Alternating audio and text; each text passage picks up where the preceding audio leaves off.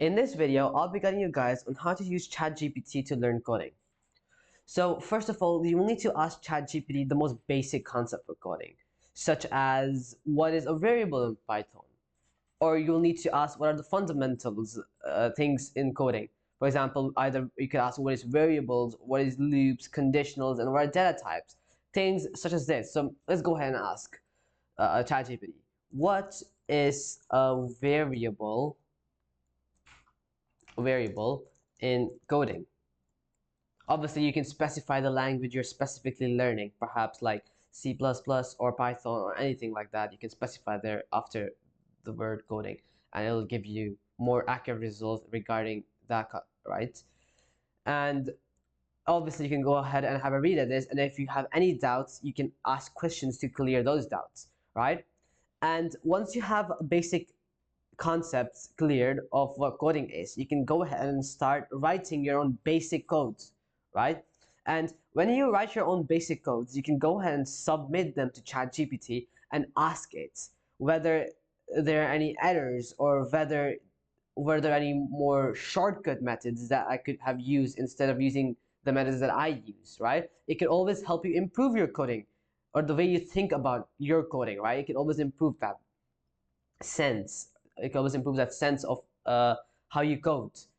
And not only that, but you can also ask ChatGPT to give you small tasks. Obviously, at the starting, you will need to get some practice. So you can ask it to give you some small minor tasks regarding coding, and you can go ahead and try attempting them.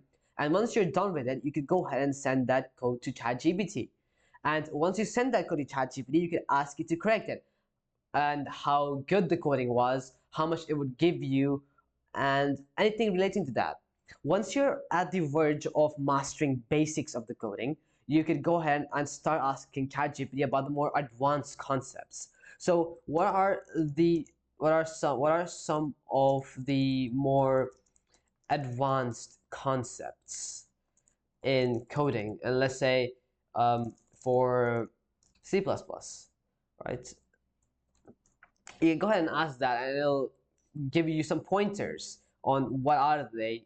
For example, project-oriented programming. You can ask even more in detail what is project-oriented programming.